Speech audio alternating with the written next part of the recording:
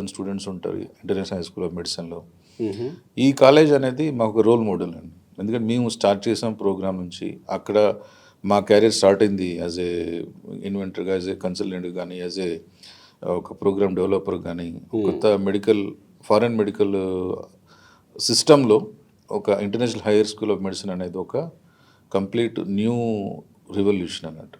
So 600 admissions per year అవుతున్నాయంటే, so మీరు ఏదో అద్భుతం చేశారు అక్కడ, చేస్తున్నారు ప్రతి సంవత్సరం. డెఫినెట్లీ ఏంటా డెఫినెట్లీ అద్భుతం? అంటే ఇట్స్ నాట్ ఏ అడ్మిషన్ అవటం అండి. ఇప్పుడు మాకున్న ఈ international high school of medicine ద్వారా ఇప్పటివరకు దాదాపు ఒక 5-6 వేల మంది, మోర్ దెన్ 6, నాకు exact calculation, more than 6,000 students India వచ్చి కంప్లీట్ చేసి, మీరు ఏ స్టేట్ తీసుకున్నా, ఏ డిస్ట్రిక్ట్ తీసుకున్నా, ఏ కార్నర్ ఆఫ్ గవర్నమెంట్ సెక్టర్ కానీ, ప్రైవేట్ సెక్టర్ కానీ వెళ్ళి international higher school of medicine స్టూడెంట్ని చూస్తే లాట్ ఆఫ్ స్టూడెంట్స్ మా పోస్ట్ గ్రాడ్యుయేట్ చేసి, సూపర్ స్పెషాలిటీ చేసి, నాకైనా సరే ఫర్ ఎగ్జాంపుల్ ఒక స్టేట్ వెళ్ళానంటే కంపల్సరీ మా స్టూడెంట్ ఎవరో ఒకరు ఏదో ఒక కార్నర్లో కనపడతారు. So it's very difficult. అంటే ఇప్పుడు మీరు ఫర్ ఎగ్జాంపుల్ ఏపీలో చూడండి, any college like NRI college కానీ ఏదైనా చూడండి, వాళ్ళకు 150-200 స్టూడెంట్స్ ఉంటారు. అవును.